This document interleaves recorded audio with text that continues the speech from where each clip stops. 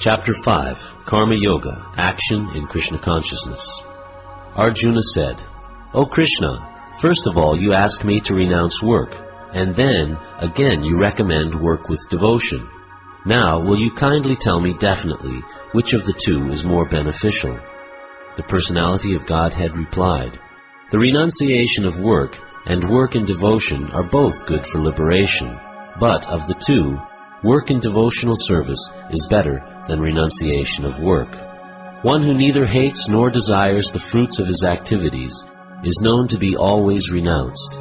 Such a person, free from all dualities, easily overcomes material bondage and is completely liberated, O mighty armed Arjuna. Only the ignorant speak of devotional service, karma yoga, as being different from the analytical study of the material world, Sankhya. Those who are actually learned say that he who applies himself well to one of these paths achieves the results of both.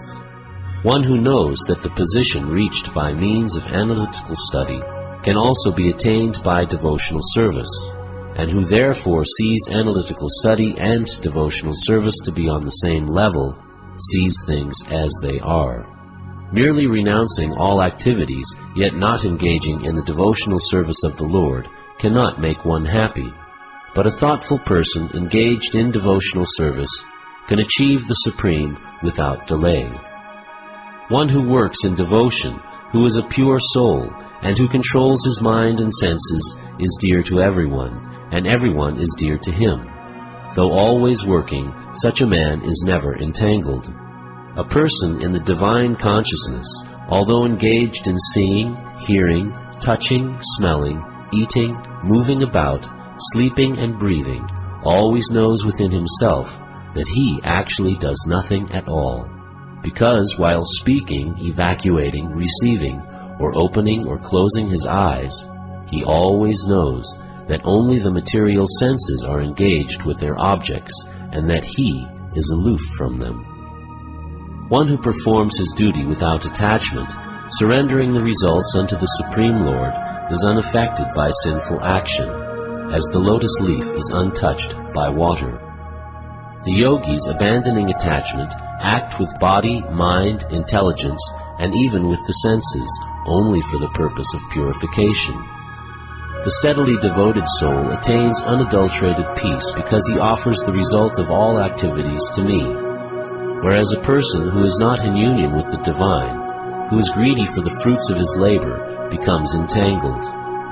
When the embodied living being controls his nature and mentally renounces all actions, he resides happily in the city of 9 gates, the material body, neither working nor causing work to be done. The embodied spirit, master of the city of his body, does not create activities, nor does he induce people to act, nor does he create the fruits of action. All this is enacted by the modes of material nature. Nor does the Supreme Lord assume anyone's sinful or pious activities. Embodied beings, however, are bewildered because of the ignorance which covers their real knowledge. When, however, one is enlightened with the knowledge by which nescience is destroyed, then his knowledge reveals everything, as the sun lights up everything in the daytime. When one's intelligence, mind, faith, and refuge are all fixed in the Supreme, then one becomes fully cleansed of misgivings through complete knowledge and thus proceeds straight on the path of liberation.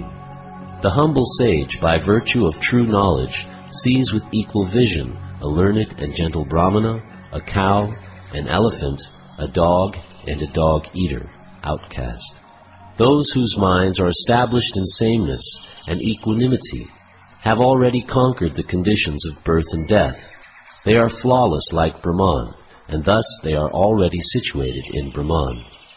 A person who neither rejoices upon achieving something pleasant, nor laments upon obtaining something unpleasant, who is self-intelligent, who is unbewildered, and who knows the science of God, is already situated in transcendence.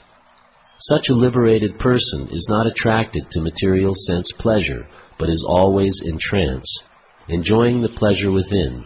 In this way, the self-realized person enjoys unlimited happiness, for he concentrates on the Supreme. An intelligent person does not take part in the sources of misery, which are due to contact with the material senses. O son of Kunti, such pleasures have a beginning and an end, and so the wise man does not delight in them. Before giving up this present body, if one is able to tolerate the urges of the material senses and check the force of desire and anger, he is well situated and is happy in this world. One whose happiness is within, who is active and rejoices within, and whose aim is inward, is actually the perfect mystic. He is liberated in the Supreme, and ultimately he attains the Supreme. Those who are beyond the dualities that arise from doubts, whose minds are engaged within, who are always busy working for the welfare of all living beings, and who are free from all sins, achieve liberation in the Supreme. Those who are free from anger and all material desires, who are self-realized, self-disciplined, and constantly endeavoring for perfection, are assured of liberation in the Supreme in the very near future. Shutting out all external sense objects, keeping the eyes and vision concentrated between the two eyebrows, suspending inward and outward breaths within the nostrils, and thus controlling the mind, senses, and intelligence, the transcendentalist, aiming at liberation, becomes free from desire, fear, and anger. One who is always in this state is certainly liberated. A person in full consciousness of me, knowing me to be the ultimate beneficiary of all sacrifices and austerities, the Supreme Lord of all planets and demigods, and the benefactor and well-wisher of all living entities, attains peace from the pangs of material miseries.